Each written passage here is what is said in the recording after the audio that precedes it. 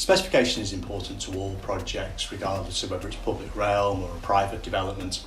And the reason being is that it's a clear description that comes from the design brief from client discussions as to what products are going to be needed on the project, not only the supplier that they're to be procured from, but also the dimensions, the materials, potentially the fixing of the product.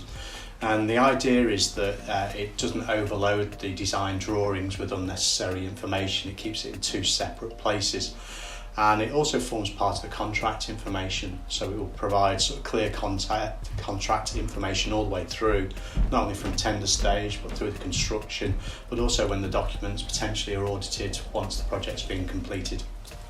The other part of it is that by having this clear transition of information from one stage of the project through to the next, is that it should theoretically promote efficiency and therefore saving time and money on the project.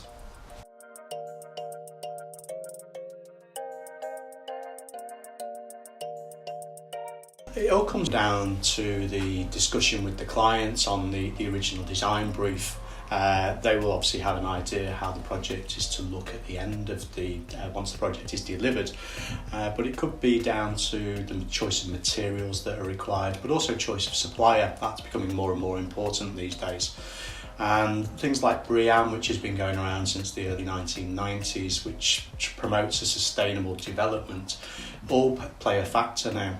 But it could be down to, like I say, choice of supplier. For example, our Italian partners, Metalco, they only use 100% certified sustainable energy, and they do that through 7,500 solar panels on top of the factories. But other suppliers that we work with, landscape firms, have sustainability documents for each and every product that they offer. Or Outsider, they've just won a Nordic Swan eco label for one of their products, which uses 100% recycled content. And this is all part and parcel of the specification process. It's how much of a carbon impact the development's going to have, choice of their suppliers, so on and so forth. So it does play an important part these days, and it's becoming more and more the case as well.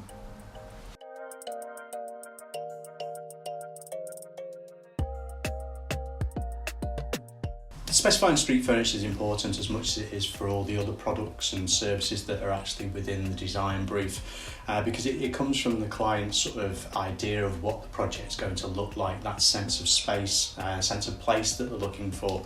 But it makes things a lot easier for the whole production of the actual scheme and the construction, because the client and the contractor fully understand what's required on the project. It just sort of helps with sort of subtle nuances in designs, because we do see in street furniture there may be multiple different suppliers that have been specified, but from the design brief and the specification they'll all follow a fairly similar theme, but just very subtle differences between each.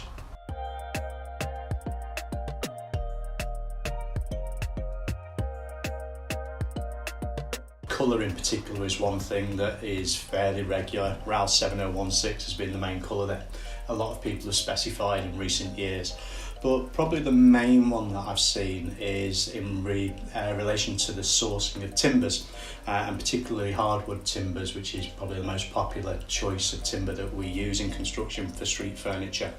For the last 30 odd years, the Forest Stewardship Council, FSC, has been kind of the gold standard as far as timber sourcing is concerned. They do a lot of work in the active management of where the timbers are actually sourced from. They make sure that there's no sort of illegal logging used in their supply chain. One thing that I think is a little bit misunderstood is how sustainable those timbers are. There's no doubt FSC is the best sort of choice to go for. We also use PEFC, but hardwoods aren't sustainable. They come from tropical rainforests, and they take a long time to grow to get to a point of maturity where they can actually be logged.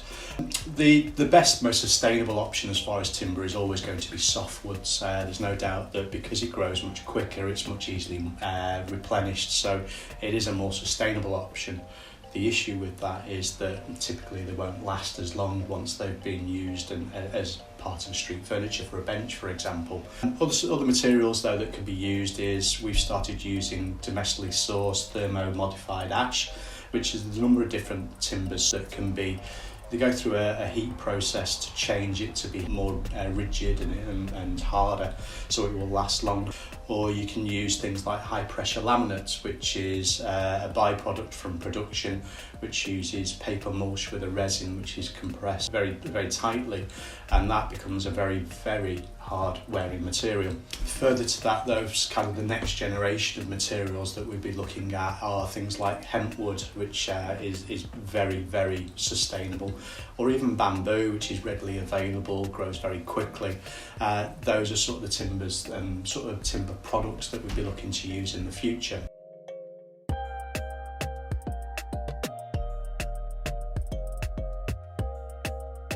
Not particularly, no. We see fairly similar specifications from one project to the next.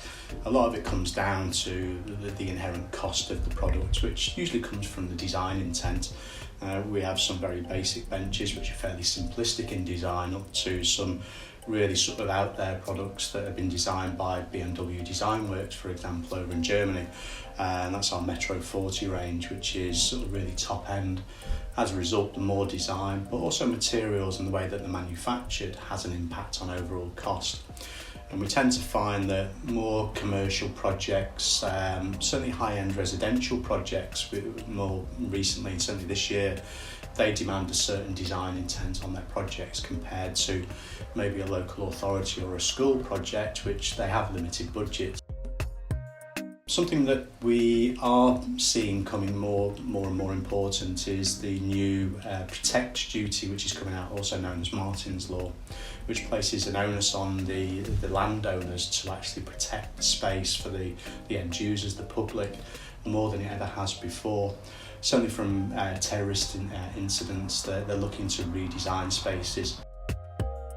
As a result of this Protect law, which isn't coming to force yet, but it is imminent, we've developed our Protect range of a complete suite of products that have been crash tested, and that includes everything from planters to litter bins and bollards and seating, which are designed to sort of just give a sense of space and place, and actually give a consistent suite of products all the way through, which have all been crash tested to ensure that the spaces where they're installed is actually fully protected under the new legislation.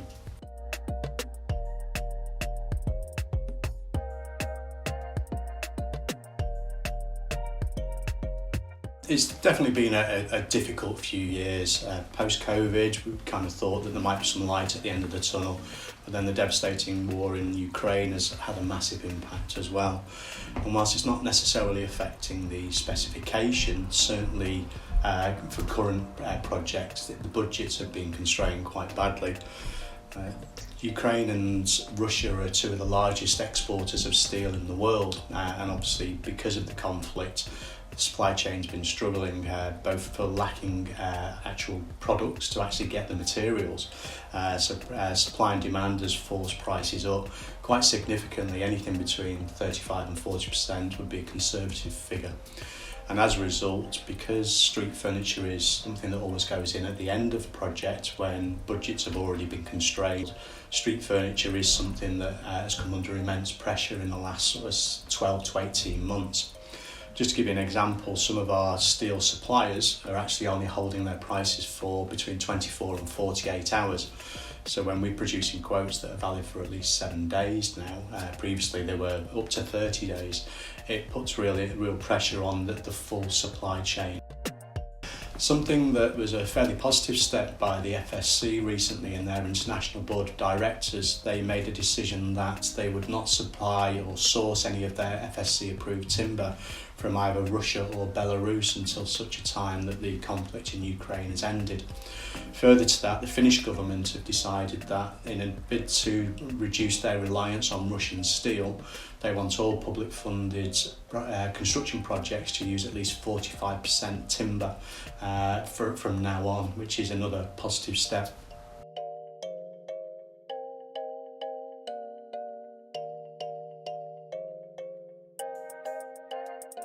The easiest answer to that is always down to cost. As I mentioned previously, the street furniture package is always one of the last things to be installed and procured, and as a result any unexpected costs that have been incurred by the contractor during the build process, that restricts their overall budget, which they have to work to, which is understandable. But as a result, it puts additional pressure on the street furniture package. Another factor is that as the street furniture package is fairly small in the grand scheme of the construction project, a lot of contractors and certainly subcontractors will potentially look at using provisional sums rather than getting confirmed prices off the specification. Probably the strongest example of how that doesn't work was a project a couple of years ago where we had a bench that was actually written in a provisional sum at £330, when in reality the actual product was worth 4 times that. So obviously the specification didn't hold because the contractor hadn't allowed for sufficient budget to be able to procure it. So cost undoubtedly is the main factor in specifications not being held up.